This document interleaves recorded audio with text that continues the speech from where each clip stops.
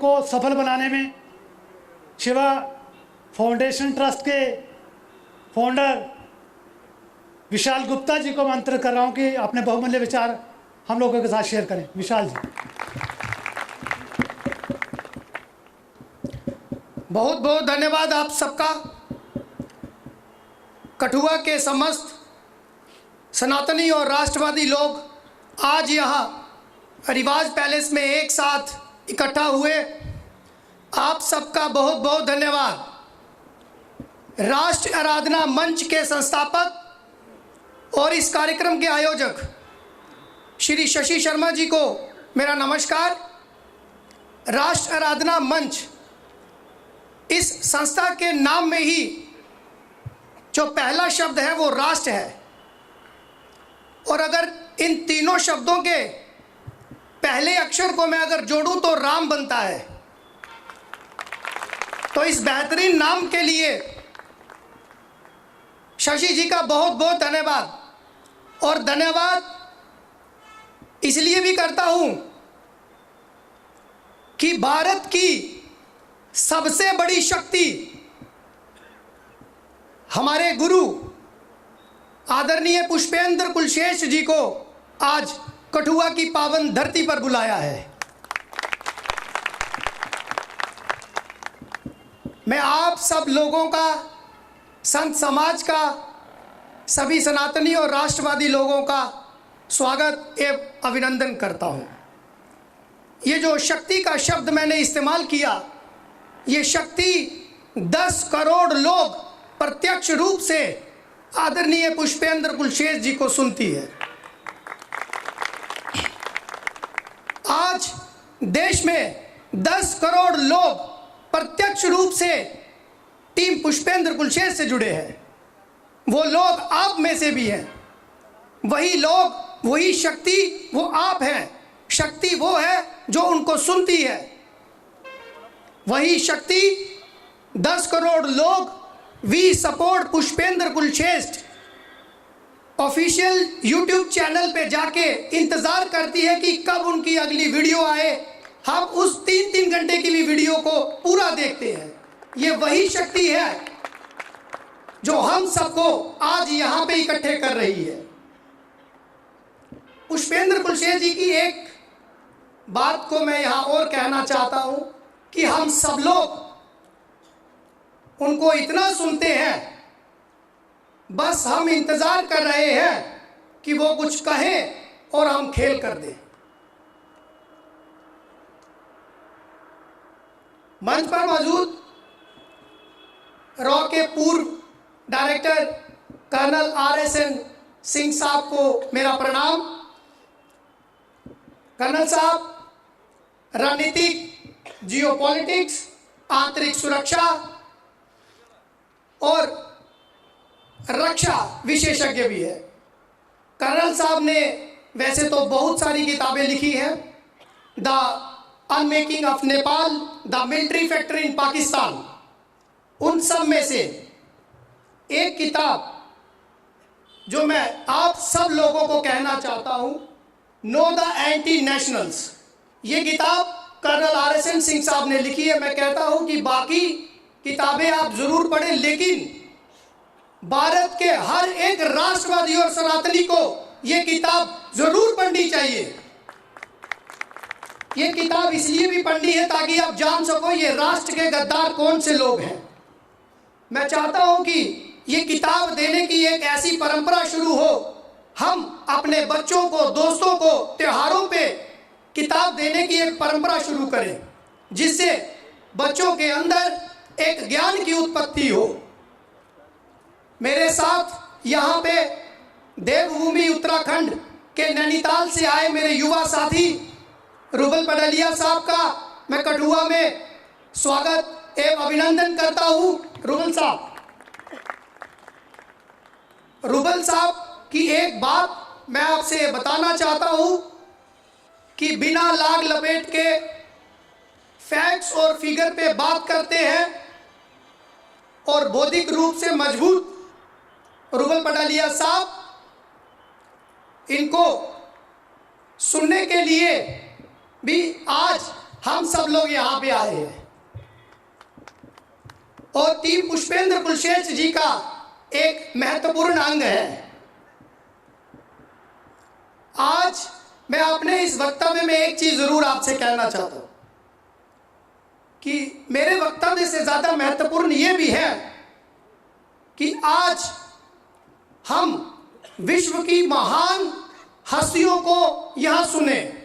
और इनको सुनने की जरूरत क्यों है? इनको सुनने की जरूरत इसलिए है कि हम जान पाए, हम वो जान पाए वो गद्दार कौन है देश के, हम जान पाए वो कौन सा सच है जो हम लोगों से इन गद्दारों ने छुपाया था।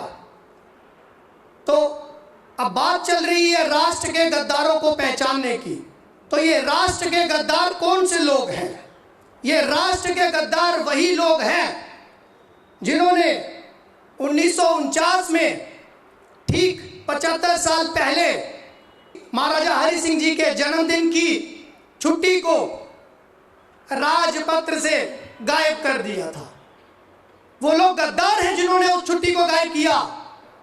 और गद्दार वो भी हैं जिन्होंने उस छुट्टी की मांग कर रहे हमारे भाइयों के ऊपर लाठियां चलवाई।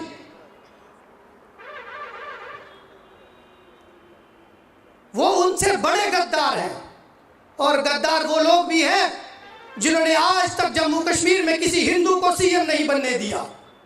गद्दार वो लोग भी हैं जिन्होंने कश्मीर में सिर्फ आईडी कार्ड देख के सिर्फ हिंदू नाम के ऊपर उसके ऊपर गोली चलाई। गद्दार वो लोग भी हैं जिन्होंने बम बम बोले आंदोलन के समय हमारे लोगों पे गोलियां चलाई। आज तक हमारे लोगों पे एफआईआर और पीएसए चल रहा है। ये वही गद्दार लोग हैं जिन्होंने आज तक हिंदू देवी देवताओं को बदनाम करके,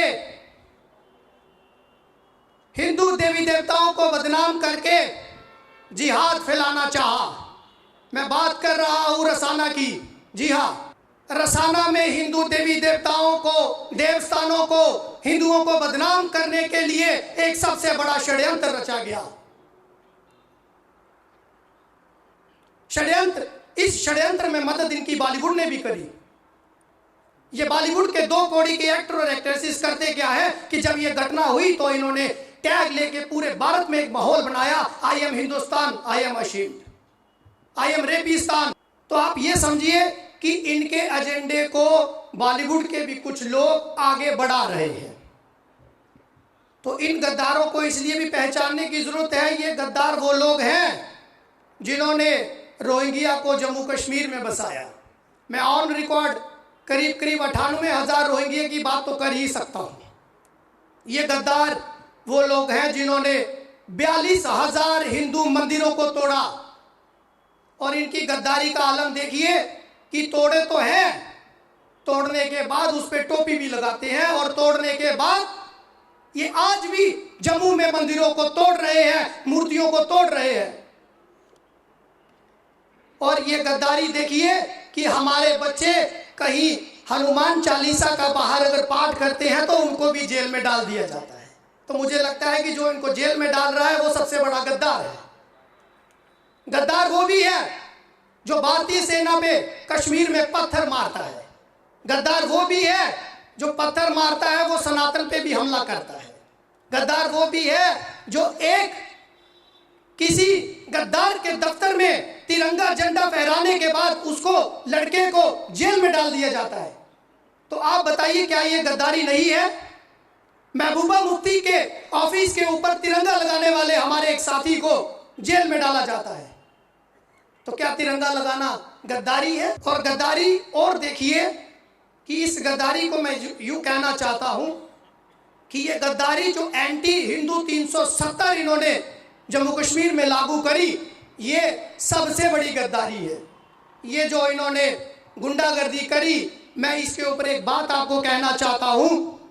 370 इन्होंने अपनी गद्दारी तो दिखाई ही दिखाई, उसके साथ साथ वाल्मीकि समाज, हमारा हिंदू वाल्मीकि समाज, वेस्ट पाकिस्तानी हिंदू रेफ्यूजी, उन लोगों को कभी अधिकार नहीं दिए उनके साथ अत्याचार करे।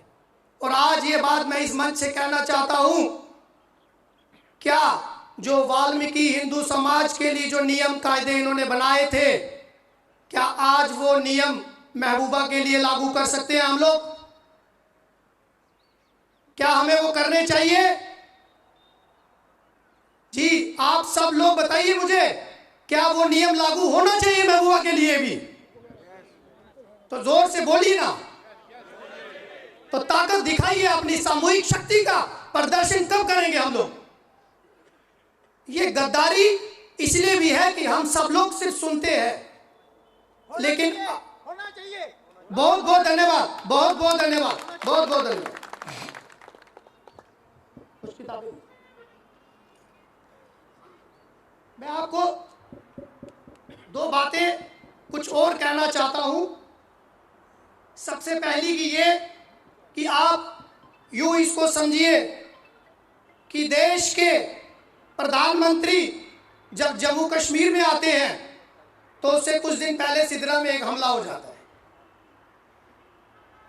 आप इसको जोड़िएगा, देश के प्रधानमंत्री आते हैं और सिदरा में आतंकी हमला होता है, गृह मंत्री आते हैं तो उधमपुर में आतंकी हमला होता है, और आदरणीय पुष्पेंद्र कुशवाहा जी की आज कठुआ में प्रोग्राम है, और 5 दिन पहले रेलवे स्टेशन जम्मू को उड़ाने के लिए 18 डेटोनेटर वहां पे मिलते हैं।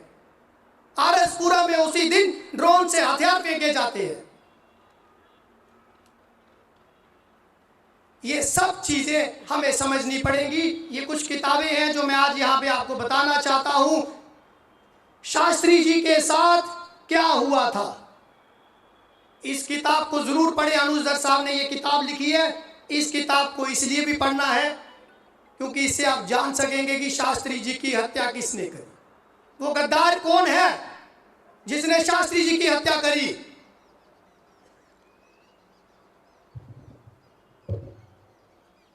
नेताजी, गुमनामी बाबा और सरकारी झूठ, श्री अनुज दर साहब ने ये किताब भी लिखी है। इसमें आपको जानने का मौका मिलेगा उनके साथ 1958 तक उनके परिवार की मुखबरी करवाई गई, किस वजह से करवाई गई और किस तरह से ये छुपाया गया कि सुभाष चंद्र बोस साहब ने देश को आज़ाद करवाया है। और मैं ये समझता हूं कि ये आज़ादी जो छुपाई गई हमसे, उसमें बोस साहब का सबसे बड़ा रोल है। मैं उस गुंडे से, एमपी से ये भी कहना चाहता हूं जो कहता है कि मोदी, योगी और शाह चला गया तो आप लोगों को कौन बचाएगा। उस गद्दार को ये बताना चाहता हूं कि ये जेएनयू नहीं है जिस जगह बोले जाते हैं कि भारत तेरे टुकड़े होंगे। कितने अफजल मारोगे, हर घर से अफजल निकलेगा। हर घर से अफजल नहीं, अफजल रोज मारेंगे, लेकिन हर घर से पुष्पेंद्र निकलेगा। तो ये बाद में कहते हैं कि फ्रीडम ऑफ स्पीच, संविधान आपको बोलने की आजादी तो देता है, लेकिन एक बात ध्यान रखिए, भौंकने की आजादी नहीं देता। तो ये उन लोगों को जो टुकड़े होंगे, उन लोगों को मैं ये बात बताना चाहता हूं। देश में 2 पार्टियां, एक 1885 और 2012 में, ये 2 पार्टियां जो बनी, इस देश की सबसे बड़ी गद्दार है। और मैं ये बात इस मन से खुले तौर पे कह रहा हूं। उदयपुर में कन्हैया लाल का गला काट दिया जाता है, किस वजह से काटा जाता है? क्या आपको समझ नहीं आई कि ये भी ये देश के गद्दार हैं, ये राष्ट्र के गद्दार हैं। हिंदू विरोधी फिल्में बना के बॉलीवुड अपना एक एजेंडा चलाता है।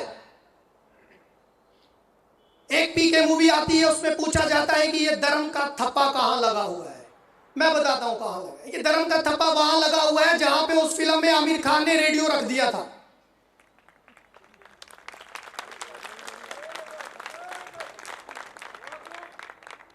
उस मूवी में कहता है जो डरता है वो मंदिर जाता है, तो जो बम बनाता है वो कहां जाता है? जो भारतीय सेना पे कश्मीर में पत्थर मारता है वो कहां जाता है? बताइए मुझे। जी ठीक है आपने। मैं आपको एक बात आखिरी में कहना चाहता हूं। आप सब लोग, हम सब लोग यहाँ पे कर्नल साहब और पुष्पेंद्र साहब को सुनने आए हैं। मैं आखिरी में एक बात को बोल के इसको ख़त्म करूँगा कि मैं चाहता हूँ कि आप सब सनातनी लोग, राष्ट्रवादी लोग अगले 10 साल, करीब करीब अगले 10 साल इसी तरह पूरी ताकत के साथ पुष्पेंद्र जी को सुनते रहे, इनकी बातों को जितना हो सकता है हर एक सनातनी के पास पहुंचाएं। ये बात इसलिए भी कि देखिए, संदेश देने का तरीका होता है, कुछ चीजें हम सीधे तौर पे नहीं कह सकते। देश के प्रधानमंत्री 6-6 घंटे मंदिर जाते हैं, केदारनाथ जाते हैं, काशी जाते हैं, बद्रीनाथ जाते हैं, उज्जैन जाते हैं, रुद्राक्ष की माला पहनते हैं और फॉरेन में जाते हैं तो व्रत रखते हैं। तो एक संवैधानिक पद पर, सबसे बड़े पद पर बैठ के अगर देश का प्रधानमंत्री आपको संदेश दे रहा है तो आपको समझ जाना चाहिए। कुछ चीजें वो आपको आके नहीं बताएंगे, वो आपको समझा रहे हैं। और मैं एक बात कहना चाहता हूं, भारत को पहली बार एक ऐसा प्रधानमंत्री मिला है जो देश भी चला रहा है और राष्ट्र भी बचा रहा है। बहुत बहुत धन्यवाद।